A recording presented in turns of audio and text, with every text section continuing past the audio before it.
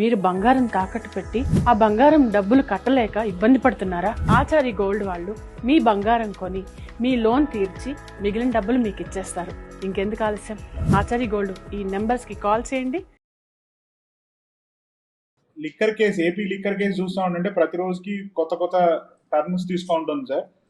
జగన్మోహన్ రెడ్డి గారి చుట్టుపక్కల ఉన్న వాళ్ళందరినీ కూడా ఆల్మోస్ట్ అందరినీ బంధించారు సార్. ఇప్పుడు ఇక జగన్మోహన్ రెడ్డి గారిని అరెస్ట్ చేయడమే అని ఉన్నట్టుంది. ఇంకా అది ఎంతవరకు అవ్వచ్చు, ఏంటి సార్ అసలు ఎటుపక్కకు వెళ్తుంది?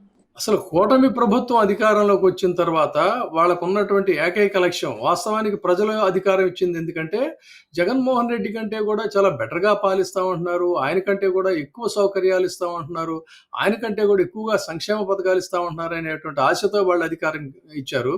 అయితే అధికారం ఇచ్చారనేటువంటి దీన్ని మర్చిపోయి అక్కడి నుంచే ప్రమాణ స్వీకారానికి ముందు నుంచే వెంజెన్స్ పాలిటిక్స్ అనేటువంటిది స్టార్ట్ చేశారు. ఈ వెంజెన్స్ పాలిటిక్స్ యొక్క అంతిమ లక్ష్యం ఏంటి అంటే జగన్మోహన్ రెడ్డి గారిని జైల్లో పెట్టాలి, ఆయన మళ్ళీ అసలు వీలైతే బయటికి రాకుండా జైల్లో పెట్టాలనేటువంటి ఒక బలమైనటువంటి ఆకాంక్ష. దానికోసం అని చెప్పనే యుద్ధ నీతి ఎలా ఉంటుందంటే, అంటే యుద్ధ నీతి అనాలో యుద్ధ దుర్నీతి అనాలో తెలియదు కానీ, ఎదుటి శత్రువుని ప్రత్యర్థిని దెబ్బ కొట్టాలంటే ముందుగా ఆ సరౌండింగ్స్లో ఉన్న ఆయనకు ఉన్నటువంటి బలాన్ని మొత్తాన్ని కూడా నిర్వీర్యం చేయాలి. ఆ విధంగా జగన్మోహన్ రెడ్డికి అన్ని రకాలుగా అండదండలుగా ఉన్నటువంటి వీట అందరినీ కూడా చివరికి తనకి ప్రధానమైనటువంటి అనుచరుడిగా ఉన్న మిథున్ రెడ్డితో సహా, అటు చెవిరెడ్డి భాస్కర్ రెడ్డి కావచ్చు, ఇటు మిథున్ రెడ్డి కావచ్చు, అధికారులుగా ఉన్నటువంటి వాళ్ళు కావచ్చు, ఇలా ఒక్కొక్కళ్ళని అందరినీ కూడా జైల్లో పెట్టేసేసి అంతిమంగా జగన్మోహన్ రెడ్డిని జైల్లో పెట్టాలనేటువంటిదే ఇది. అయితే అక్కడ ఏదైనా విషయం ఉంటే నిజంగా గనక ఖచ్చితంగా ఇరుక్కునే పరిస్థితి ఉంటే జైల్లో పెట్టినా కూడా అర్థం పర్థం ఉంది.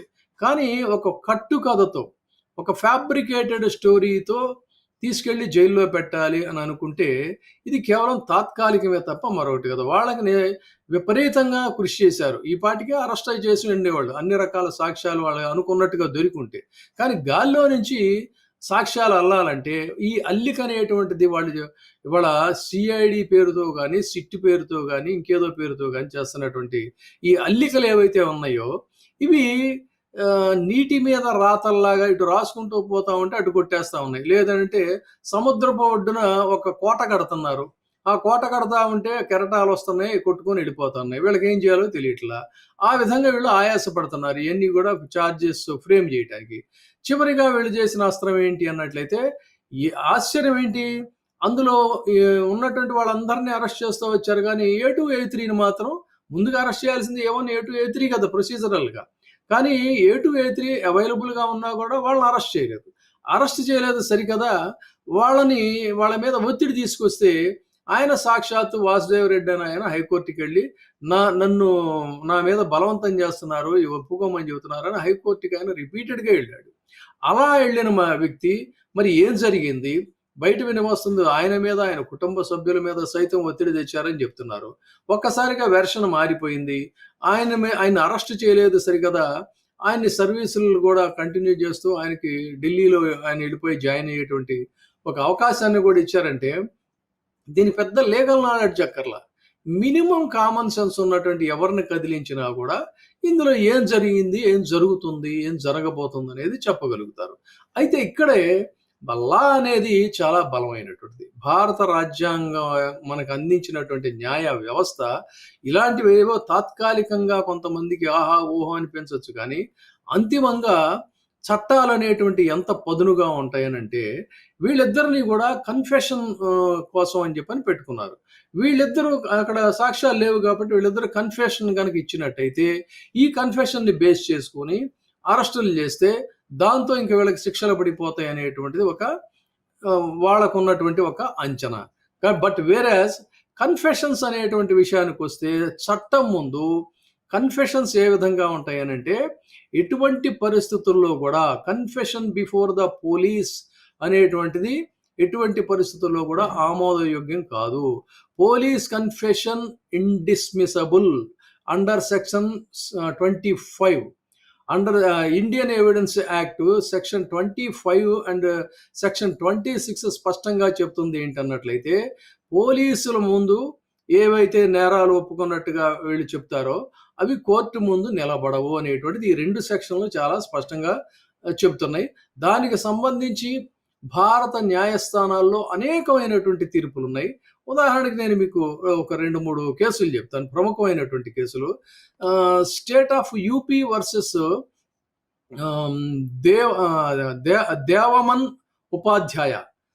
స్టేట్ ఆఫ్ యూపీ వర్సెస్ దేవమన్ ఉపాధ్యాయ కేసులో సుప్రీంకోర్టు చాలా స్పష్టంగా ఏం చెప్పింది అన్నట్లయితే, పోలీసుల ముందు చేసిన ఒప్పుకోలు చట్టపరంగా చెల్లదు. ఎందుకంటే పోలీసుల ముట్టడిలో వ్యక్తులు భయంతో ఏదైనా కూడా చెప్తారు, చెప్పించేటట్టుగా వాళ్ళు బలవంతం చేస్తారు. కాబట్టి ఇది సత్యదూరమైనటువంటి అంశమే అని చెప్పారు. అదేవిధంగా Kathari versus state of Bihar, ఇందులో కోర్టు స్పష్టంగా చెప్పింది ఏంటంటే, పోలీసుల ద్వారా ఇచ్చినటువంటి వాంగ్మూలం అనేటువంటిది అది అన్యాయమో న్యాయ వ్యతిరేకమో న్యాయస్థానం ముందు మాత్రమే ఒప్పుకోలు చెల్లుతుంది తప్ప దీన్ని మేము విశ్వసించం అని చెప్పింది. State of Punjab versus Barkat Ram, ఈ కేసులో పోలీసు అధికారి చేసినటువంటి ఈ బలవంతపు ఒప్పుకోలు నేరాన్ని మేము నిరూపించాలని సాక్షాత్తు సుప్రీంకోర్టు చెప్పింది. ఇది ఇక్కడ గమనించాల్సింది. అదేవిధంగా RC Mehta versus state of west Bengal, అది కూడా ఈ తరహా రకమైనటువంటి ఒప్పుకోళ్ళు ఇలాంటివన్నీ కూడా ఇవి సాక్ష్యాలుగా మేము పరిగణించం అని చెప్పారు. అంటే ఒప్పుకోలు అంటే ఒకవేళ నేరాన్ని అంగీకరించడం అనేది అది పోలీసు సమక్షంలో చెల్లదు అనేటువంటిది చాలా విస్పష్టంగా ఇండియన్ ఎవిడెన్స్ యాక్ట్ ప్రకారంగా చెప్తున్నారు. అనేకమైనటువంటి కేసులు కూడా ఇందులో ఉన్నాయి. ఇన్ని ఉన్నప్పటికీ కూడా మరి వీళ్ళు పాపం లక్షల రూపాయలు, కోట్ల రూపాయలు చెల్లించి పెద్ద పెద్ద లోద్రాలని, వాద్రాలని, వీళ్ళని తెచ్చుకుంటున్నారు. ఈ చిన్న పాయింట్ వీళ్ళకి తెలియకపోవటం అనేటువంటిది చాలా ఆశ్చర్యకరమైనటువంటి అంశం. కాబట్టి ఒప్పుకోలనేది ఎప్పుడు ఉంటుంది అంటే, ఒప్పుకోలు ఆమోదయోగ్యంగా ఉండాలంటే మ్యాజిస్ట్రేట్ సమక్షంలోనే సెక్షన్ 164 సిఆర్పిసి ప్రకారంగా తీసుకోవాలి. వీళ్ళని ఏం చేశారు, నీకు ప్రమోషన్ ఇచ్చాం, మేము నీకు అంతా చూసుకుంటాం, నువ్వు ఢిల్లీ వెళ్ళిపో, నువ్వు జాయిన్ అయిపో అన్నా కూడా రేపు పొద్దున వీళ్ళు కోర్టు ముందు అడ్డం తిరిగితే మొత్తం డామిట్ కథ అడ్డం తిరిగింది అన్నట్టు అవుతుంది. అందుకనే మిథున్ రెడ్డిని కోర్టులో సబ్మిట్ చేయడానికి ముందుగా వీళ్ళని హుటాహుటని పిలిపించి వీళ్ళతో డిస్కషన్స్ చేసి కోర్టు వరకు తీసుకెళ్లి మళ్ళీ వెనక్కి తెచ్చేశారు. ఎందుకంటే వాళ్ళకి డౌట్ వచ్చింది. వాళ్ళ లీగల్ అడ్వైజర్సే చెప్పారంట, వీళ్ళు కనుక అడ్డం తిరిగితే మొత్తం వ్యవహారం అంతా కూడా ఇదవుతుందని. ఆ ప్రాతిపదికనే కన్ఫెషన్ స్టేట్మెంట్ ఇప్పించకుండా వెనక్కి తెచ్చేశారు. సో ఇప్పుడు వాళ్ళ చేతుల్లో ఏమీ లేదు.